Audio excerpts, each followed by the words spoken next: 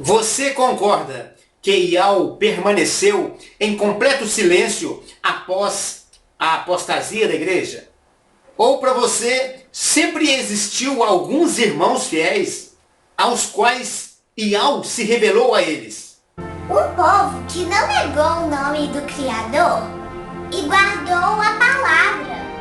Eu creio que sempre existiu, mas foram poucos, não a maioria. Meu amado, minha amada, que a Shalom de Yahusha seja contigo. Meu nome é José Antônio e eu quero compartilhar contigo uma porção da palavra sobre a era de Filadélfia. Quando nosso irmão Yohanan, ele estava exilado na ilha de Patmos, ele recebeu uma revelação de Ial na forma de visão. Ele foi ordenado a escrever as coisas que ele viu e ouviu. Aí ele também foi ordenado a enviar 7 cartas às 7 igrejas da Ásia.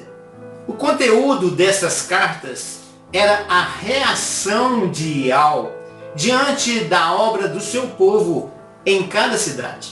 Aquela congregação que nasceu em Yerushalayim, mediante a vida e o poder de Ial, e o cuidado de Yahusha, o grande pastor das ovelhas, iria crescer nos próximos séculos, tanto em número quanto em maturidade.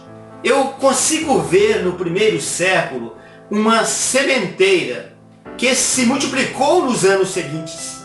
Tanto o bem quanto o mal cresceram juntos e Ial sabia disso.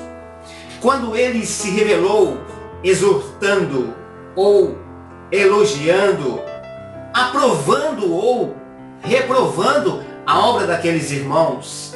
Portanto, a profecia escrita nas 7 cartas, elas não se aplicam apenas às 7 igrejas da Ásia, mas também aos fatos importantes que aconteceram com o seu povo em todos os séculos, chegando até aos nossos dias. Os estudiosos falam de 7 cartas para 7 eras da igreja, mas eu não vejo assim. Quando eu olho para a história do povo de Ial, eu vejo 6 eras.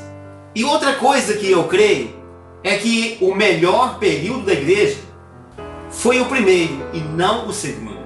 Neste caso, a sementeira, ela começa com Esmirna, não com Éfeso. Como nós podemos ver, o reino de Ial começou bem e foi se degradando. Ele foi se degradando cada vez mais até chegar ao caos dos nossos dias. Veja o contraste. Quando a igreja foi aprovada, ela era pobre e foi chamada de rica. E quando as suas obras são dignas de reprovação na era de Laodiceia, a colocação foi exatamente o contrário. Ela é rica e foi chamada de pobre. Se estudarmos a trajetória do povo de Ial, não encontramos nenhum período em que a submissão ao Pai Eterno, ao seu governo, um amor abundante, uma fidelidade à palavra e ao seu nome que abrangesse todo o seu povo na terra.